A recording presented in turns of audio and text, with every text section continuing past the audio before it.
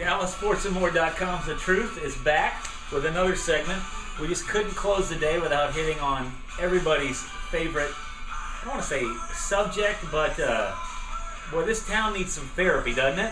This town needs an enema. Yeah. Or as Tony Romo could say, with friends like these, who needs enemas? Exactly. I'll tell you.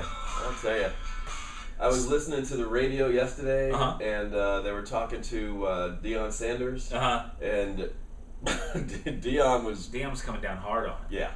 Yeah, hard. Except for a few days before he had been singing his praises. So I don't know if Deion knows what he says one day to the next, but one thing, we have the wonderful, beautiful dichotomy here of 1 week he comes back into a game with a punctured lung, broken rib, and leads a fourth quarter comeback and is heralded as this wonderful messiah of the football team. A week later, he throws 3 second-half interceptions, and the town is ready to hang him again. What's funny to me is, we got a quarterback that by all accounts is in the top third of the league, okay? It's never the problem of the running game or the special teams. Letting a guy run through your offensive line on a punt untouched in the middle of the line. It's never any other problem. It's always Romo. Now, is he making mistakes once in a while? Yeah, he is. Does he seem to have that knack to make that mistake at the most noticeable and critical of times? I don't know. What do you think? What's your take? This is what you get from Tony Romo, but this is also what you got from Brett Favre. Sure. And in my opinion, that's what you're looking at.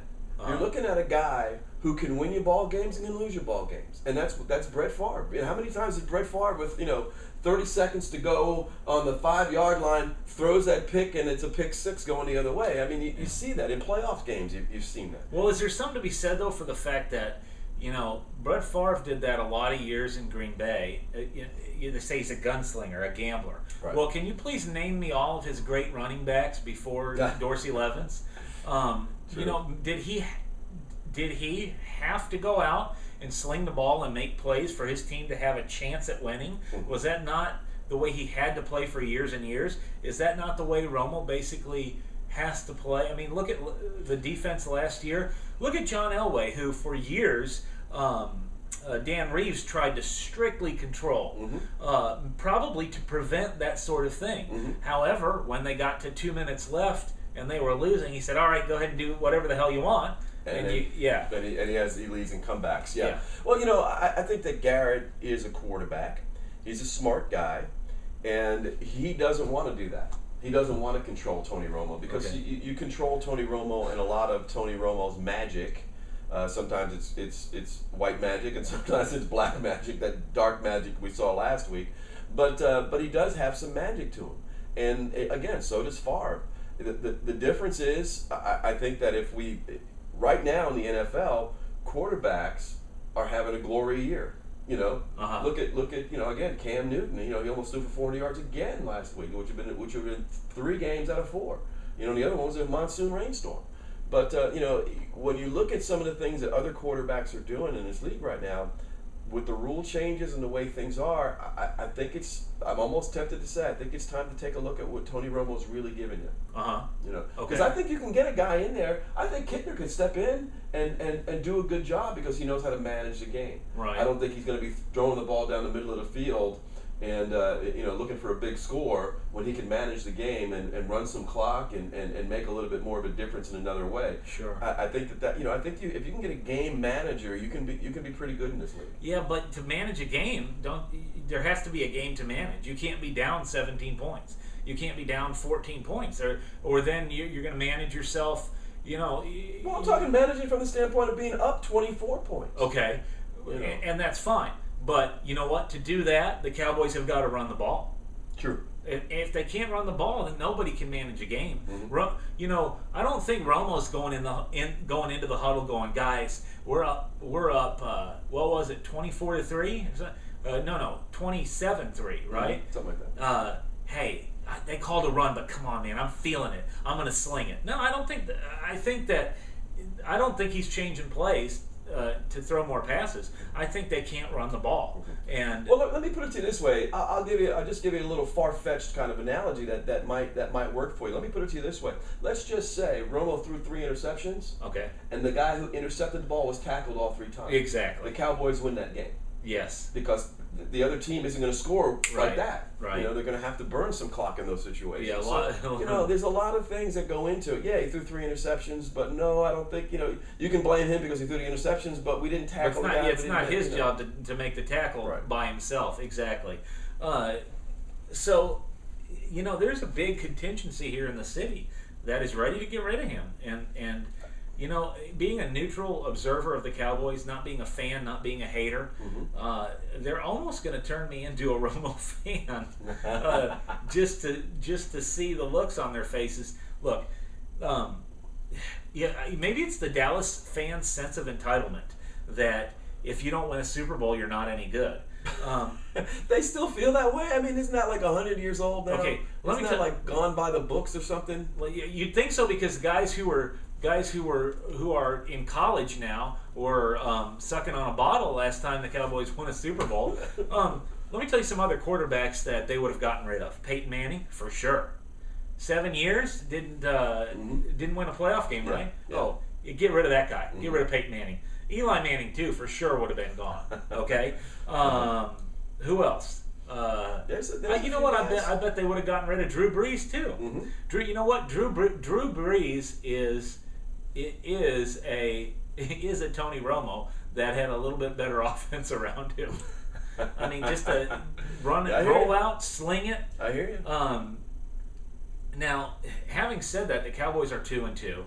Could easily be 4-0. Oh yeah. Could easily be 0-4. Could, yeah. But really, I think are closer to 4-0 and at least 3-1. They're in the hunt.